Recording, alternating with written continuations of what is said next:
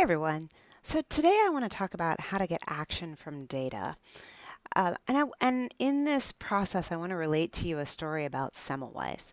And if you haven't heard of Semmelweis, you've probably experienced something called the Semmelweis effect. Now imagine that you're at Thanksgiving and you're having conversation with your relatives who have wildly different political views, and you probably know where I'm going here in that some of them are very difficult to convince, very difficult to bring around to your point of view. Well, this is essentially the Semmelweis effect. When data is presented, and no matter what kind of effect, or no matter what kind of information the data gives, it can't convince someone to change their mind. And Semmelweis discovered this when he was a physician in, I think, the early 19th century time frame, and he was noticing that women who were pregnant had an extremely high rate of childbirth fever and resulting death, even at the best hospitals. And so he did some observation and he discovered that when doctors wash their hands by dunking them in this bleach solution, they would actually cause lower rates of childbirth death because they had been visiting the morgue before they went to check on these women.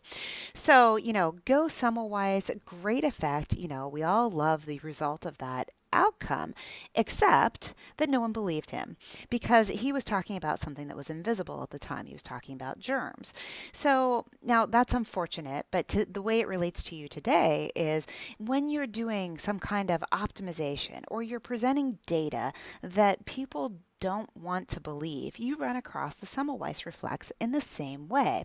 People can't get behind it because they don't feel it. And that's the solution. When you want to present information that might be difficult to swallow or difficult to understand, what you need to do is get people to feel it vicariously. And the way I do that with data is I pitch it around the customer.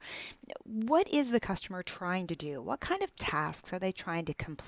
And won't you help them complete these tasks? So now we're not talking about page views or visitors or some kind of distancing language. We're talking about people and what those people are trying to get from us and how we can help them. So that's just a little bit about why story is effective, how to get your point across with data, and a little tour of history with our friend Semmelweis.